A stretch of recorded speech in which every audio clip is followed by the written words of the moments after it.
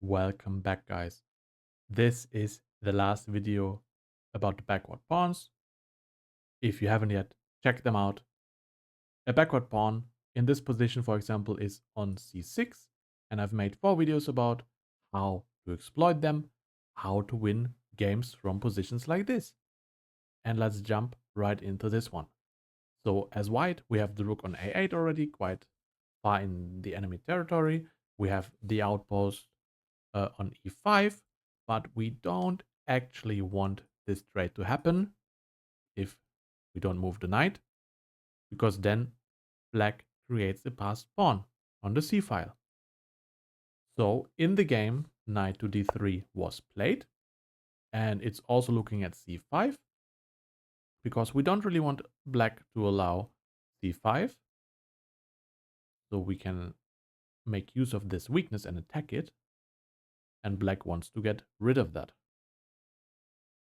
For example, if now black would play c5, we can simply take with the pawn, the bishop can take, and rook to a5 with a double attack on the bishop. So it has to move, the bishop has to move, which leaves this pawn unguarded, unprotected, and we can simply win the pawn like this. So c5, not an option. Instead, in the game, king to f6 was played. Simply get the king active, centralize the king, and white responded with g4, restricting the movement of the king, also looking at h5. And now, if you think, as black, you can easily attack the pawn and win the game on the king side by playing, oops, not e6, this was played in the game, but g5, attacking the pawn, and you think the bishop is looking at this side as well, the king side, then you are mistaken, and it can end very badly, very quickly. For example, h3, h5, but now there is a check on f4. King to h4 is greedy, attacking the pawn on h3. White can play king to g2, and if you take now, you are simply being checkmated. So be very careful. That's why I guess king to g5 was not considered, because black didn't see any reason to do that, any progression on the king side. Instead, king to e6 was played. White responded with king to g2, rook to b7, trying to get the rook more active. And again, guys, let's have a look at c5, because now the pawn is protected, right? But we take, the bishop takes, a5 doesn't work anymore, the pawn is now protected by the king, but rook to h8. And suddenly, the king side becomes a problem. g4 is helping here, looking at h5, and that's why c5 is not as bad as before, but also not really a good option here. So rook to b7, and now a lot of maneuvering. We give a check on e8. There's really slow progress. Black is blocking with the rook. We attack the pawn, f6. We play h4, rook to b7, same thing as before, trying to be more active. King to f3, centralizing the king, more activity. Rook to f7, looking at the king, maybe trying to play f5. Again, another check. The rook blocks again, and again, rook to d8, attacking another piece. Rook to a7, and now white plays knight to c5. King to e7, attacking the rook, because yeah, it was a check, and black doesn't really want to give up the bishop yet.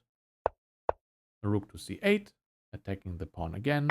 Now black takes on c5, we take back, the king defends and attacks the rook at the same time. And again, same game, maneuvering to h8 to attack the h7 pawn. The king moves to e6, rook to d8, king to e7, rook to d6. Now really creating some kind of outpost here on d6, attacking the pawn. And the king cannot get rid of the rook now on its own. And the rook basically has to defend the pawn in some way, which is done by rook to a6. And now the goal for white is, after creating this weakness and binding the rook to its defense, to get the king in to support with a attack. So black takes here, we take back, king to f7. Black really doesn't have any moves. Of course, black cannot go through the queen side. The block is cutting him off. King to f7, king to g3. And if you want to play king f4 here, that's not working because rook to a4. And if you think mission accomplished, then you will be checkmated. So it's too early, too hasty.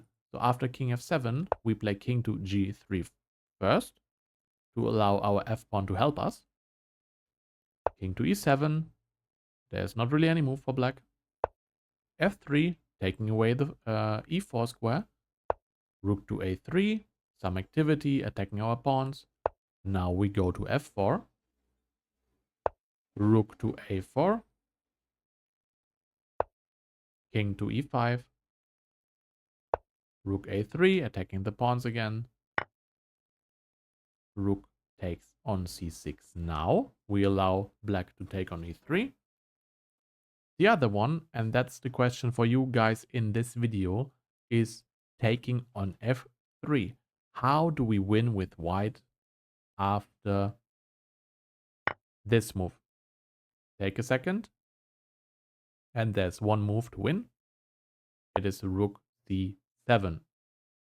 Check. The king moves to d8. We can take the pawn. The best move. For example, after rook f5, we move to e6 because now black can't take any of those pawns ever again because we always threaten checkmate. So if we want to, we can always control the king by threatening checkmate, king to d8, and our king moves to d6, supporting our pawn and threatening checkmate again, and this pawn will be unstoppable. Alright, if you got that right, perfect. Let's go back to the actual position.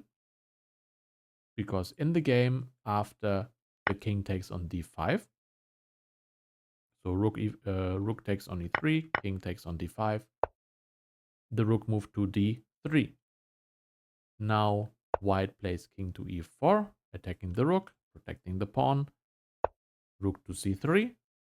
Now white played f4, rook to c1, rook to c7.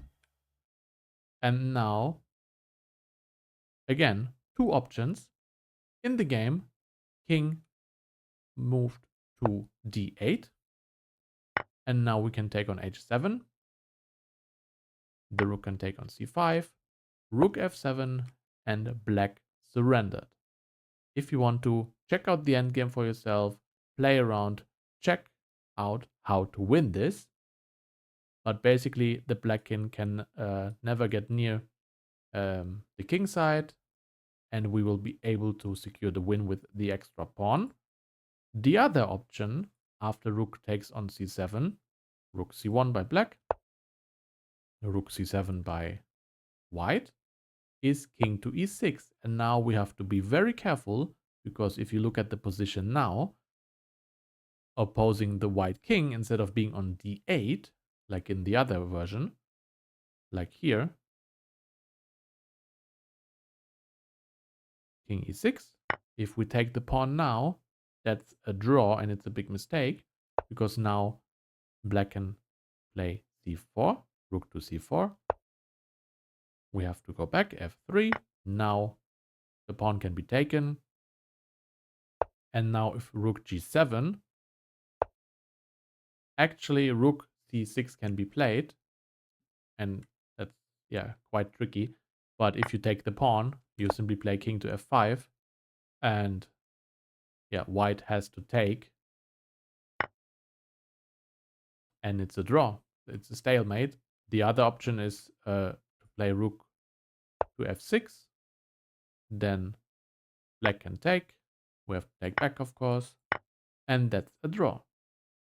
Looking back, it took us a lot of time And sometimes we simply have to accept and realize that there is not really any progress.